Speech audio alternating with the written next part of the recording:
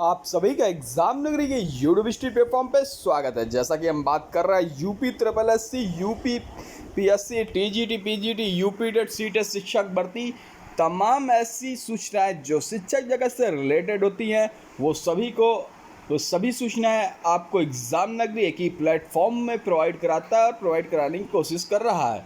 उसी क्रम पर अगर हम देखें तो आज के समाचार पत्रों पर छपी महत्वपूर्ण सूचना यानी आज दिनांक 1 जुलाई 2023 के समाचार पत्रों पर छपी वो महत्वपूर्ण विभिन्न सूचनाएं जो आपके लिए लाभदायक हो सकती है। मैं हमेशा कहता हूँ कोई भी सूचना हो, अगर वो सूचना आपको तुरंत या सबसे पहले मिल जाती है तो वो सूचना आपके लिए हितकारक होती है, और वही सूचना बाद में मिलती है तो उसका कोई महत्व तो नहीं रह जा सकता।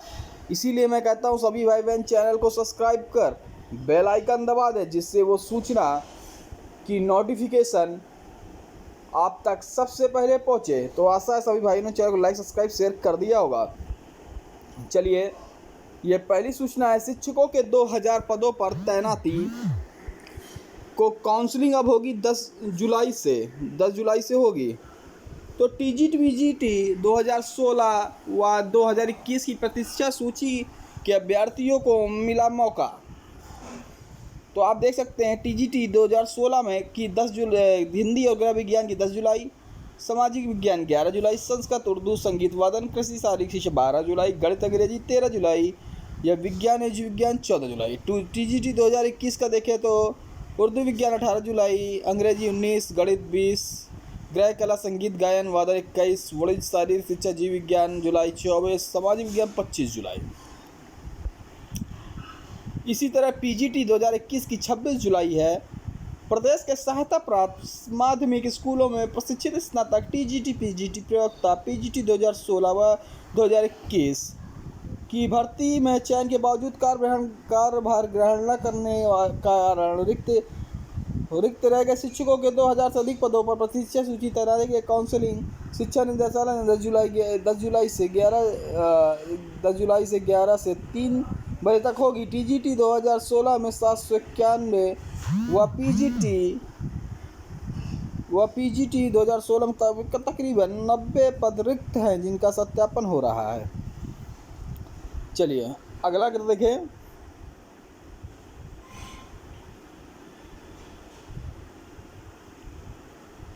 अगली खबर है, केंद्रीकृत व्यवस्था के तहत स्नातक व स्नातक प्रोफेशनल परीक्षा की तारीख घोषित हो गई है। एलयू लखनऊ यूनिवर्सिटी की प्रवेश परीक्षा अब 10 से पोस्ट ग्रेजुएट में दाखिले के आवेदन 17 से है। आप देख सकते हैं 10 जुलाई, 13 जुलाई, 14, 15 जुलाई को पाठ्यक्रम अनुसार चाहे जो हो, BLED हो, डी फार्मा हो, BCom हो, ऑनर्स हो, LLB 5 वर्षीय हो, BCA हो, BSc मैथ्स हो, BSc एग्रीकल्चर, BSc बायो या BBA, BFA या BGA, MCA या BA, सभी परीक्षाओं की डेट प्रवेश परीक्षा 16 जुलाई को बताई गई है। 16 जुलाई BA की प्रवेश परीक्षा 16 जुलाई को होगी और सभी परीक्षाओं की तारीखें आपके सामने है।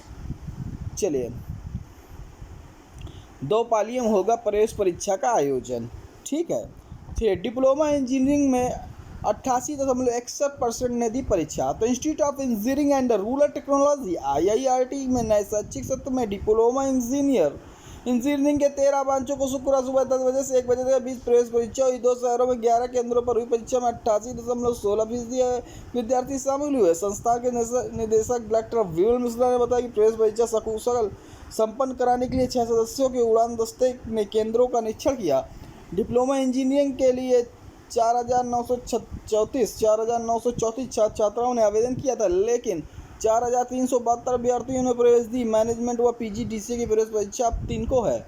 अगली है कि DA में 4% बढ़ोतरी संभव है। जुलाई से महंगाई भत्ता DA में 4% बढ़ोतरी संभव है। इस बढ़ोतरी के लिए के बाद जो DA है 46% हो जाएगा। इसका 1 करोड़ से अधिक केंद्रीय और राज्य कर्मचारियों को पेंशनों को लाभ मिलेगा। वेतन एवं पेंशन निर्धारण की जानकारी एजी ब्रदरहुड के पूर्व अध्यक्ष हरिशंकर तिवारी के अनुसार जुलाई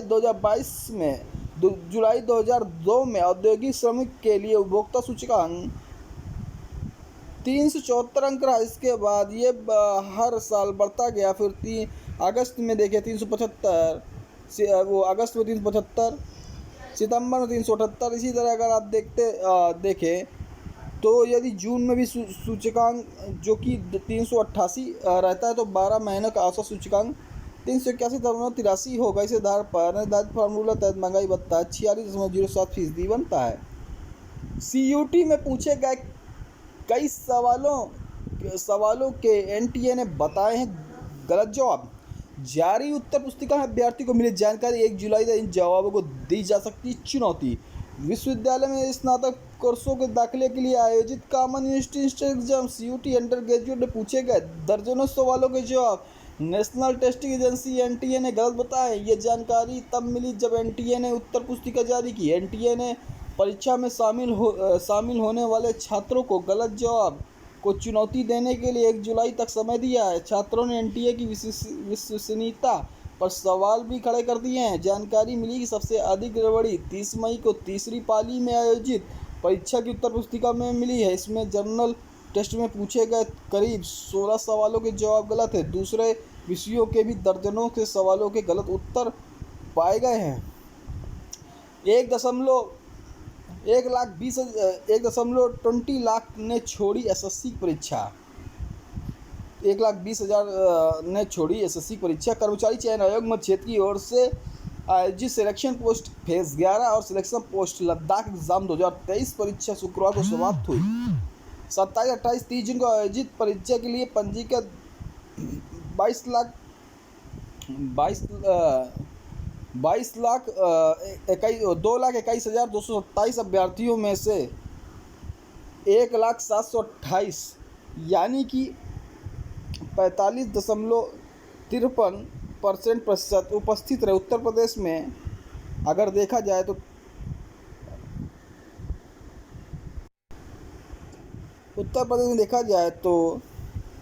1,39,295 में से 61,229 मतलब 43.96% हुआ। बिहार में 81,932 अभ्यर्थियों में से 39,499 मतलब 48.21% अभ्यर्थी उपस्थित हुए। जबकि मध्य क्षेत्र के निदेशक राहुल सचान ने बताया कि दोनों राज्यों के 17 शहरों में कराई गई परीक्षा में मैट्रिक स्तर के 51,256 अभ्यर्थियों में से 37,868, हायर सेकेंडरी स्तर के 85,695 में से 39,422, स्नातक स्तर के पंजीकृत 44,274 में से 23,438 छात्र उपस्थित हुए। B.Ed प्रवेश परीक्षा में काशी की शालिनी पहले नंबर पर हैं। तो आप देख सकते हैं बुंदेलखंड विश्वविद्यालय झांसी शुक्रवार को B.Ed प्रवेश परीक्षा 2023 का परिणाम घोषित कर दिया है। वाराणसी जिले की शालिनी पटेल ने 400 में से 370 अंक हासिल कर प्रदेश में टॉप किया है। जबकि कानपुर के राहुल ने दूसरा और प्रयागराज के मातेश्वर प्रसाद ने तीसरा। मथुरा जिले की ज्योति सिंह ने चौथा।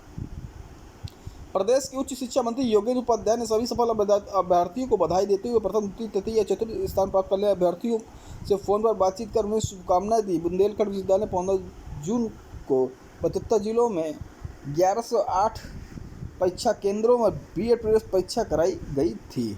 चलिए, सेना भर्ती रैली में करे सुरक्षा के पुख्ता इंतजाम। मुख्य सचिव लखनऊ। खबर है, मुख्य सचिव दुर्गा शंकर मिश्रा ने कहा कि अग्निपथ योजना के तहत 20 जुलाई से 16 जनवरी 2024 के बीच प्रदेश में 6 स्थानों पर होने वाली सेना भर्ती रैली के दौरान युवाओं किसी तरह परेशानी न हो।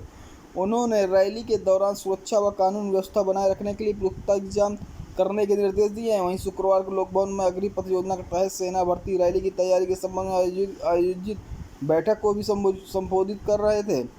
उन्होंने कहा कि लखनऊ, फतेहगढ़, बड़ौत, आगरा, अमेठी, गोरखपुर में सेना भर्ती रैली होगी। इसी दौरान कमर यात्रा भी शुरू होगी। उन्होंने रैली से जुड़े जिले कानून व्यवस्था को मजबूत करने के निर्देश दिए हैं, जिससे कांवड़ यात्रा और भर्ती रैली सकुशल हो सके। मातेश्वरी को कला वर्ग में 88.75% अंक मिले हैं, जबकि 92.5% अंक के साथ वाराणसी की शालिनी पटेल रही अव्वल। अगर देखें तो काउंसलिंग अब 10 जुलाई से प्रस्तावित है। प्रदेश में 2510 बीएड महाविद्यालयों में 2,53,000 सीटें हैं। इनमें से 171 राजकीय अनुदानित महाविद्यालय में 7,800 सीटें हैं। 100 वित्त पोषी योजना के अंतर्गत संचालित 2,393 महाविद्यालय में 2,45,220 सीटें में प्रवेश दिया जाएगा। 90% अभ्यर्थी हुए हैं शामिल। बीएड 2510 कॉलेजों में 2,53,000 छात्रों को मिलेगा प्रवेश। टॉप 10 की श्रेणी में आप देख सकते हैं शालिनी पटेल कला वर्ग, राहुल कुमार कृषि, मातेश्वरी कला, ज्योति सिंह वाणिज्य, शारदा कला, ज्ञानेंदु कला, अनामिका यादव वाणिज्य, धीरज पाल कला, अमित कुमार यादव कला, सचिन कुमार कला। आउटसोर्सिंग कर्मियों के आश्रितों को अब 7.75 लाख की मदद मिलेगी। यूपी पावर कॉर्पोरेशन प्रबंधन ने आउटसोर्सिंग एजेंसी के माध्यम से कार्यरत कर्मियों को श्रमिकों की विद्युत दुर्घटना में मृत्यु पर परिजनों को अनुग्रह धनराशि बढ़ा दी है। अब ड्यूटी के दौरान केंद्रों और लाइनों मरम्मत और परिचालन के दौरान मृत्यु पर 7.5 लाख रुपए परिजनों को तत्कालिक सहायता दी जाएगी। चेयरमैन एम देवराज ने शुक्रवार को बताया कि मई 2017 के इस फैसले के मुताबिक मृत्यु पर परिजनों को 5 लाख देने की व्यवस्था थी। अब आउटसोर्सिंग एजेंसी द्वारा श्रमिकों को 7.5 लाख रुपए सामूहिक दुर्घटना बीमा करने को कहा है। बीमा का खर्च प्रीमियम भुगतान एजेंसी करेगी। 30 जून तक आवेदन करने वाले के आधार और पैन होंगे लिंक। यानी आयकर विभाग ने कहा है जिन लोगों का आधार और पैन कार्ड जोड़ने की अंतिम तिथि 30 जुलाई तक आवेदन किया है मगर भुगतान के बाद सफल नहीं हुआ तब भी उसे मान्यता दी जाएगी। विभाग के मुताबिक शुक्रवार को कई पैन कार्ड धारकों को फीस भुगतान के बाद चालान डाउनलोड करने में दिक्कत हुई। ऐसे में लॉगिन के बाद ई पे टैक्स टैब में चालान भुगतान की जांच की जा सकती है। भुगतान में सफल है तो पैन धारक आधार से जोड़ने के लिए आगे बढ़ सकते हैं। 1,46,000 DMI के लिए हुए सफल। एसएससी ने central armed police force CAPF व SSF के constable general duty Assam rifles, rifleman general duty narcotics control bureau के सिपाही भर्ती 2022 परीक्षा के फिजिकली एफिशिएंसी टेस्ट व फिजिकली स्टैंडर्ड टेस्ट का परिणाम शुक्रवार घोषित कर दिया गया है। कुल 1,46,292 अभ्यर्थियों को चिकित्सीय परीक्षण DMI के लिए सफल घोषित किया गया है। MTS हवलदार भर्ती के आवेदन चालू हो गए। कर्मचारी चयन आयोग की ओर से मल्टीटास्किंग नॉन टेक्निकल स्टाफ और havildar central bureau of indirect taxes and custom and central bureau of narcotics exam 2023 के ऑनलाइन आवेदन शुरू हो गए हैं। इनमें से MTS व हवलदार के संभावित पदों की क्रमशः 1198 व 360 कुल 1558 है। अभ्यर्थी 12 जुलाई की रात तक 11 बजे तक ऑनलाइन आवेदन कर सकते हैं। अभ्यर्थी 21 जुलाई की रात 11 बजे तक ऑनलाइन कर सकते हैं। ऑनलाइन की फ़ीस 12 जुलाई की रात 11 बजे तक जमा होगी, जबकि ऑफलाइन चालान 23 जुलाई की रात 11 बजे तक जनरेट किए जा सकेंगे। चालान के माध्यम से फ़ीस 24 जुलाई तक जमा होगी। आवेदन पत्र में त्रुटि संशोधन है, उसके लिए फ़ीस जमा करने की 26 से 28 जुलाई रात 11 बजे तक का मौका है। कंप्यूटर आधारित परीक्षा सितंबर में प्रस्तावित है। सितंबर में प्रस्तावित है। पहले इस भर्ती के लिए 14 जून से ऑनलाइन आवेदन शुरू थे, लेकिन कुछ अड़चन में देरी हो गई। केंद्र सरकार के विभिन्न मंत्रालयों कार्यालयों में MTS के लिए सर्वाधिक अभ्यर्थी आवेदन करते हैं। ये रही कुछ आज के समाचार पत्रों पर छपी हुई सूचनाएं जो विद्यार्थी जीवन से जुड़ी हुई और शिक्षा जगत से रिलेटेड जुड़ी हुई, चाहे भर्ती संबंधी हो, प्रवेश पत्र संबंधी हो, नियुक्ति संबंधी हो, अन्य ऐसी सूचनाएं जो आपके लिए महत्वपूर्ण होती है। एग्जाम नगरी डेली रहता है। अभी मैं कह रहा हूँ जो भी भाई बहन चैनल को सब्सक्राइब नहीं किया सब्सक्राइब कर बेल आइकन दबा दें, जिससे सूचना नोटिफिकेशन उन तक सबसे पहले पहुँचे। हाँ, लाइक एंड शेयर करना ना भूलें। जय हिंद, जय भारत।